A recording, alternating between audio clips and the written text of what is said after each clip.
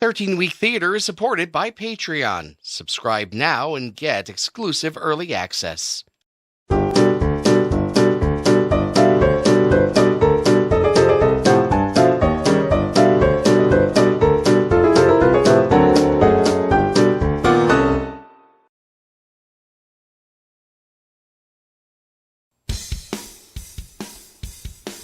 Actor Stephen Anton made a bit of a name for himself as an actor in the mid-'80s, appearing as Jesse in Rick Springfield's Jesse's Girl video, Rick in The Last American Virgin, and as douchebag Troy in The Goonies. As the century approached its end, Anton turned his attention to writing and directing, including cult hits Inside Monkey Zetterland and Chasing Poppy. And then a stop at a family-owned gas station in New England suddenly gave Anton the inspiration for a TV series. The result was a pilot script and series bible for Young Americans, a teen drama set in and around a prestigious boys' boarding school. The series was picked up by Columbia TriStar Television, which had recently had success with another teen drama called Dawson's Creek on third-tier network The WB. Hoping for more Dawson-level magic, the WB ordered a pilot shot. For the 5 central teen characters, producers cast up-and-coming no-name young actors, hoping to create the next generation of teen heartthrobs on a budget. Rodney Scott played Will Krutsky, a local poor boy who wins a scholarship to Raleigh Academy, a boys-only boarding school located in his hometown. He wins the scholarship because not only is he brilliant and handsome, he figured out how to cheat on the entrance exam. I'm on to you. Meaning what? Meaning you cheated. Look, I didn't have a choice. You got nothing but choices. God, please don't do this to me. Look, I've never got a break. You gotta understand, please. Who do you think you're talking to? Not only did you cheat, but you stole the seat from a student who deserves it.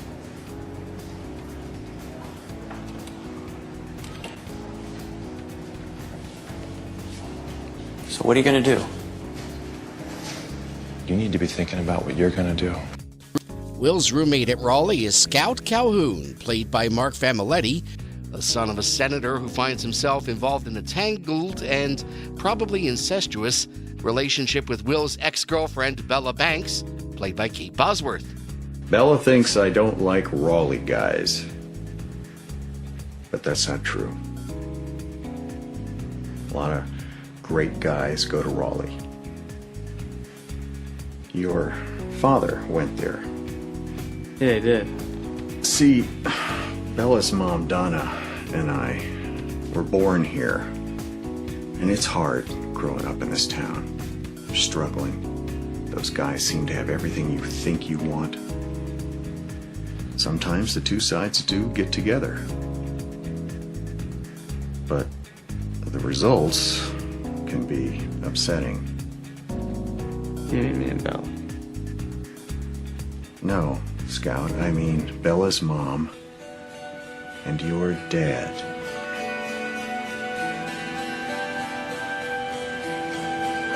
You can't be with Bella. Ian Somerhalder played Hamilton Fleming, the son of the school's dean, who also finds himself disturbingly attracted to fellow student Jake Pratt. But all works out in the end because after the two make out and Hamilton is ready to cope with his incipient homosexuality, Jake reveals herself to actually be Jacqueline, played by Catherine Manning, who disguised herself as a boy to get into the only decent school in a 50-mile radius. The pilot for Young Americans was shot in early 1999 and was tentatively planned for the 9 p.m. slot on Wednesdays after Dawson's Creek in the fall. Getting ready to shoot the full series, the show's producers decided to film the show in Havre de Grace, Maryland. Since the town's downtown area didn't look quite like what Anton had envisioned, Columbia TriStar rebuilt it from the ground up, including a new town square, vintage gas station, and even a Friendly's restaurant where the kids could hang out. Quite an expense for a new show, but everyone knew that Young Americans had a big future in front of it. Of course, that's when things started to go wrong. First, Columbia TriStar found itself fighting with the WB over a number of issues regarding clearance fees and other ancillary rights for Dawson's Creek. Seeking leverage, the netlet decided to sit on the Young Americans pilot. Since it financed the pilot, Warner's had first refusal on buying the series, but there was no firm deadline for them to say yes or no. So they delayed picking up the show, giving the show's Wednesday night time slot to Fox-produced Roswell. Columbia TriStar continued production on the show, hoping that the WB would pick it up for a mid-season replacement, but as the season wore on, no full order arrived. What finally saved the show was a bit of corporate nepotism. A decade earlier, Columbia TriStar had been owned by Coca-Cola before they spun off their entertainment products. An executive dating back to those days called in some favors and brought Coke on not only to help fund production expenses, but to sponsor the entire show once the WB had finally ordered it. Not wanting to turn down the guaranteed income, the WB finally gave the series an 8-episode order as a summer replacement for, of all shows, Dawson's Creek. Already produced episodes had quick reshoots scheduled to work in as many shots of the cast drinking Coke as possible, along with signs and other artwork.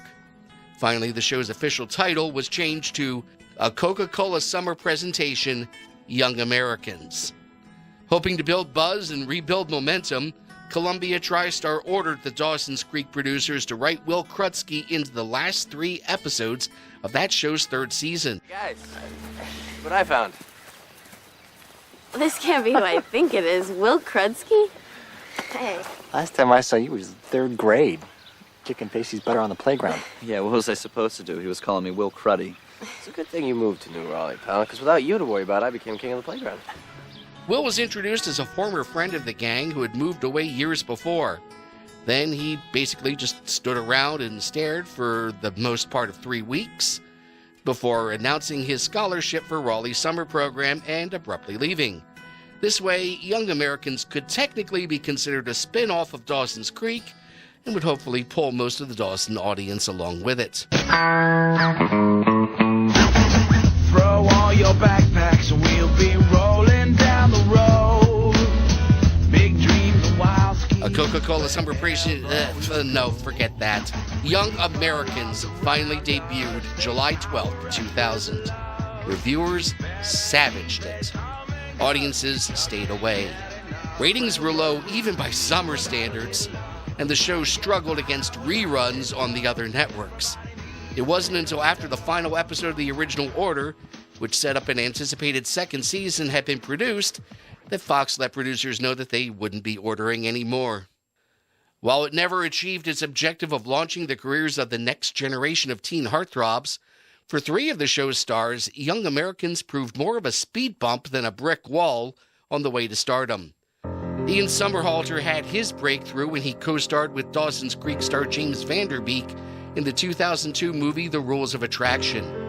Kate Bosworth grabbed audiences' attention that same year in the surfer movie Blue Crush, and in 2004, Catherine Manning achieved stardom in the role of Shane on Showtime series The L Word.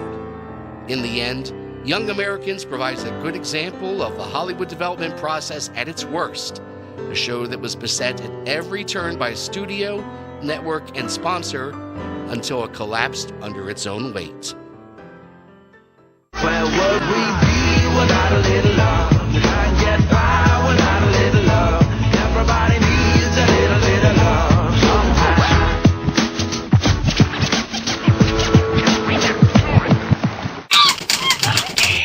Monkey.